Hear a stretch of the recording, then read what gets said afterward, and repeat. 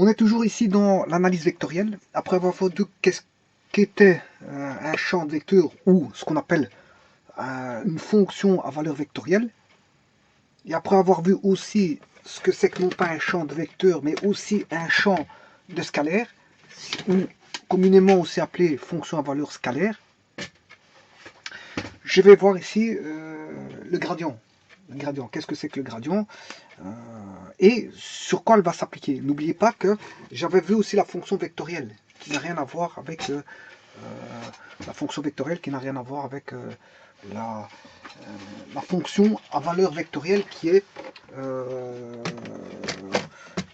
le champ de vecteur. Pas confondre un champ de vecteur de la fonction vectorielle. Ça n'a rien à voir.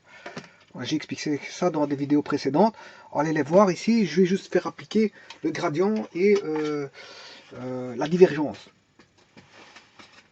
Le gradient et la divergence. Et pourquoi pas le rotationnel aussi. Alors, ici on est en pleine analyse vectorielle. Et l'analyse vectorielle, bon, on concerne justement généralement des fonctions vectorielles, des fonctions des champs de vecteurs, des champs scalaires. On peut retrouver ça dans beaucoup de matières, je veux dire, de sciences. En sciences, on retrouve assez souvent ça, et notamment, on peut retrouver ça aussi en mécanique des fluides. Mécanique des fluides, on retrouve toutes ces notions-là. Voilà. Bon, c'est des outils mathématiques très importants qui simplifient, je veux dire, voilà, les théories, certaines théories. Elles les simplifient par une autre vue d'approche, voilà, de fonctions vectorielles. Alors, donc ici, on va appliquer le gradient. En abrégé, gradient s'écrit grade. On retrouve ça, vous pouvez retrouver ça, je veux dire, dans les ondes, la théorie des ondes. En électricité, on est comment on appelle ça, en électrocinétique. Et en mécanique d'un fluide, bon, on retrouve assez souvent toutes ces notions-là. Donc le gradient, mais c'est le gradient de quoi? Gradient de quoi? Ce n'est pas le gradient d'une fonction vectorielle. Ce n'est pas le gradient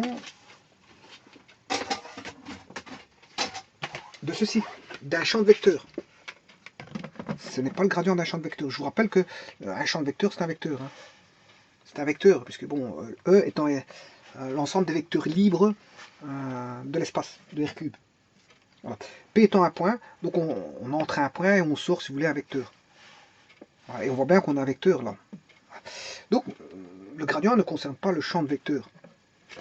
Mais le gradient concerne le champ scalaire. Il concerne un champ scalaire. Voilà, le gradient concerne un champ scalaire. Voilà, un champ scalaire comme ceci. Donc, on dira qu'on a le gradient de f. Voilà. Alors, pourquoi j'ai mis grade avec une flèche? Parce qu'il s'agit d'un vecteur. Donc, s'il s'agit gradient de quoi? Ben, de la fonction du champ scalaire. D'un champ scalaire. Gradient d'un champ scalaire.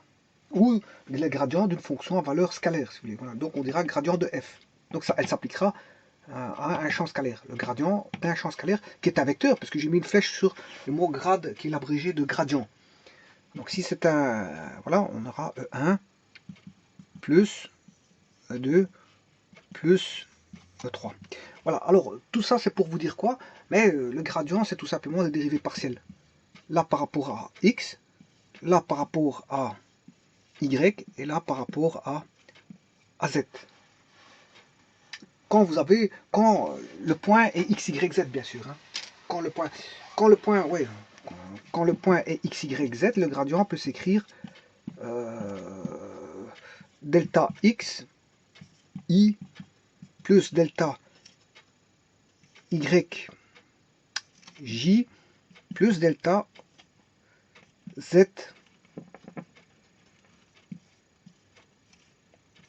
E3. K. Voilà. Alors, mais ici, bon, comme j'ai utilisé bon, E1, E2, E3, vous comprendrez que c'est par rapport à la variable x1, x2, x3, parce qu'en fait, ici, dans mon champ scalaire, la fonction f, bon, j'ai pris x1, x2, x3 qui est x, y, z. Hein.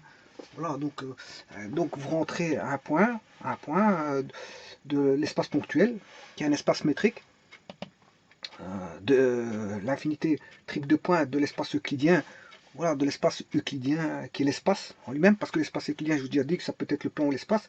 Voilà, ici, l'espace, c'est de l'espace, dimension 3, R3, R cube. On prend 3 points, de 3 points réels, qui est, voilà, R fois R fois R, qui est R cube. R cube, ça veut dire qu'on prend un point de R, un autre point de R, un autre point de R. Alors, pour former un point tridimensionnel, enfin un point, je veux dire, repéré par une coordonnée x1, x2, x3 ou x, y, z. Voilà, et ici, voilà. Mais si vous appelez x1, x2, x3, les vecteurs de base sont dans le repère orthonormé direct E1, E2, E3. Mais si vous appelez x, y, z, vous mettez JK. Voilà. Alors, ici, il faut dériver quoi? Ben, c'est la fonction qui sera donnée. On vous donnera une fonction scalaire, et il faudra juste mettre la fonction scalaire ici à dériver par rapport à x1,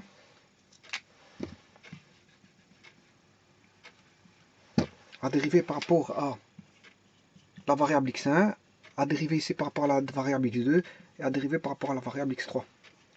Mais on va dériver quoi? Mais la fonction scalaire, parce que c'est le gradient de f. Donc c'est la fonction f qui va être dérivée. Voilà. Voilà, et ça c'est le gradient. Le gradient,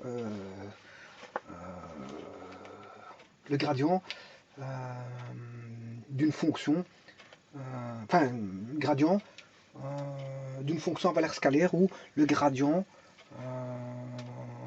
de champ scalaire, d'un champ scalaire. Voilà, où f est justement la fonction à valeur scalaire. Voilà, je vous remercie.